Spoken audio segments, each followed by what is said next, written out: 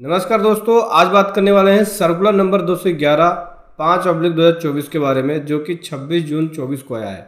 इस सर्कुलर को इशू करके गवर्नमेंट ने आरसीएम के अंदर टाइम लिमिट को बताया है कि आरसीएम के अंदर आईटीसी को क्लेम करने की टाइम लिमिट क्या होगी। जब आप रिवर्स चार्ज मैकेनिज्म के अंदर टैक्स को पे करते हैं, अनरजिस्टर्ड पर्सन जब आप सप्लाई लेते हैं, तो उस केस में आईटीसी की टाइम लिमिट क्या होगी, डिटेल में समझेंगे इसके बारे में। इसका मैं एक डीप एनालिसिस लेके आया हूँ। उससे पहले बताना चाहूँगा, जो भी भाई बंधु मेरे चैनल पर पहली बार है, इस वीडियो को पहली बार देख रहे हैं, जिन्होंने अभी तक सब्सक्राइब नहीं किया, सब्सक्राइब कर लीजिए, साथ ही साथ बेल आइकन पर भी क्लिक कर लीजिए ताकि इस तरह का कंटेंट आपको मिलता रहे। तो दोस्तों, गवर्नमेंट ने सर्कुलर नंबर 211 5/2024 2024 का सर्कुलर ये 26 जून 24 को इशू किया है। जो जीएसटी काउंसिल की 53 मीटिंग हुई थी, उसको इम्प्लीमेंट करने के लिए यहाँ पे ये सर्कुलर इशू किया गया है, जहाँ पे गवर्नमेंट ने आरसीएम की एप्लीकेबिलिटी, जो टाइम लिमिट होती है उसकी एप्लीकेबिलिटी बताया है कि सेक्शन 16 सबसेक्शन 4 के अंदर अगर आप आरसीएम सप्लाई पे टैक्स को पे करते हैं तो उस केस में आईटीसी लेने की टाइम लिमिट क्या होगी। तो सबसे पहले हम इशू समझेंगे। इशू क्या है? इशू ये हो रहा था कि आरसीएम की टाइम लिमिट के रिगार्डिंग आर्गूमेंट्स हो रहा था कि भाई आरसीएम की टाइम लिमिट क्या होगा, जब हम पे करेंगे क्या उस समय आरसीएम का आईटीसी क्लेम कर सकते हैं, जिस ईयर में पे करेंगे या जिस ईयर का सर्विस होगा या जिस ईयर का आरसीएम होगा उस ईयर में ही आईटीसी क्लेम किया जा सकता है। तो सीबीएसई ने इसको क्लेरिफाई करने के लिए इसको क्लियर किया है कि देखो, आईटीसी की जो टाइम लिमिट है आरसीएम के ऊपर सेक्शन 31 सबसेक्शन 3 क्लोज एफ के अकॉर्डिंग जो इनवॉइस इशू किया जाएगा। देखो, आरसीएम के केस में क्या होता है, सेल्फ इनवॉइसिंग होती है, मतलब जो रिसिपेंट सर्विस रिसीव कर रहा है उसी को इनवॉइस करना है, उसी को इनवॉइस बनाना है, ठीक है, उसी को टैक्स पे करना है। जीएसटी अपनी रिटर्नों में जीएसटीआर 1 जीएसटीआर 3B में दिखाना है। हालांकि अगर अनरजिस्टर्ड पर्सन से लेंगे तो केवल 3B में जाएगी इसकी डिटेल, टेबल 3.1D में डिटेल जाती है और आरसीएम के टेबल 4 के अंदर उसका आईटीसी क्लेम करते हैं, ठीक है। तो अपनी जीएसटी रिटर्न में उसका टैक्स पे करते हैं, प्लस उसकी सेल्फ इनवॉइसिंग करनी पड़ती है। अगर कोई अनरजिस्टर्ड पर्सन से आप सर्विस रिसीव कर रहे हैं और उसके ऊपर आरसीएम की लायबिलिटी बन रही है तो ये आपको कंप्लाइंस करने होंगे। तो यहाँ पे गवर्नमेंट कह रही है कि देखो, जो टाइम लिमिट होगा सेक्शन 16 सबसेक्शन 4 के अंदर, ठीक है, जिस डेट में या जिस ईयर का इनवॉइस इशू किया जाएगा उस year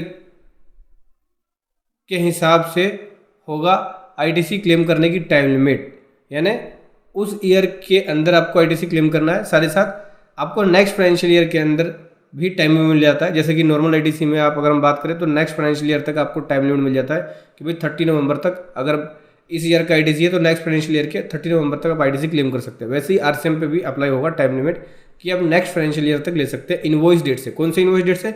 section 30 subsection 3 close F के अंदर जो आप सेल्फ इनवॉइसिंग करेंगे आरसीएम के लिए उस डेट से। एग्जाम्पल के थ्रू मैं आपको समझाता हूँ। मान के चलो कि आप 2023 के अंदर आपका कोई आरसीएम की सप्लाई है, आपने उस पर रिवर्स चार्ज पे कर दिया, ठीक है, उसका आईटीसी कब क्लेम कर सकते हैं?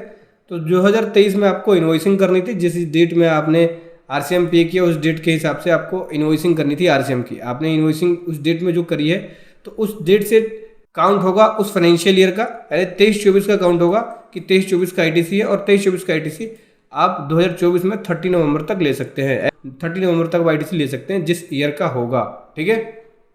तो यहाँ बोलते हैं कि आईटीसी क्लेम किस पे किया जाता है? जो इनवॉइस वैलिड इनवॉइस है, डेबिट नोट है, सेक्शन 16 सबसेक्शन 2 के अकॉर्डिंग क्लोज ए के अकॉर्डिंग जो वैलिड इनवॉइस डेबिट नोट होगा उसके बेसिस पे आईटीसी क्लेम होगा, ठीक है। आरसीएम के केस में, मतलब जब आप रिसिपेंट जो है सेल्फ इनवॉइसिंग करेगा उसके बेसिस पे आईटीसी क्लेम होगा। जो उसकी इनवॉइस डेट होगी, जिस ईयर का इनवॉइस होगा उसके नेक्स्ट फाइनेंशियल ईयर तक 30 नवंबर तक टाइम मिल जाएगा आपको। साथ ही साथ आपको आरसीएम के केस में सेल्फ इनवॉइसिंग करनी पड़ती है तो उसके बेस पे आईटीसी क्लेम होगा। रिसिपेंट इशू करेगा self invoicing, then ITC claim करेगा। सेक्शन 16 सबसेक्शन 4 के अंदर जो टाइम लिमिट मिलती है वो इनवॉइस की जो डेट होगी और जो डेबिट नोट की डेट होगी उसके अकॉर्डिंग होगा। जिस डेट की इनवॉइस उस डेट से लेके नेक्स्ट फाइनेंशियल ईयर तक आप आईटीसी क्लेम कर सकते हैं।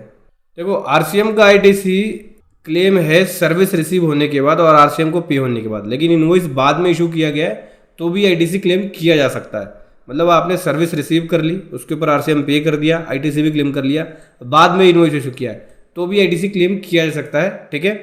दूसरा, अगर आपने लेट इनवॉइस इशू किया है तो उसके ऊपर इंटरेस्ट लगेगा डिले पेमेंट ऑफ टैक्स का, ठीक है। डिले पेमेंट ऑफ टैक्स के हिसाब से उसके ऊपर इंटरेस्ट कैलकुलेट होगा और सेक्शन 122 के हिसाब से पेनल्टीज भी लग सकती है अगर आप लेट इन्वॉइस इशू करेंगे आरसीएम के अंदर।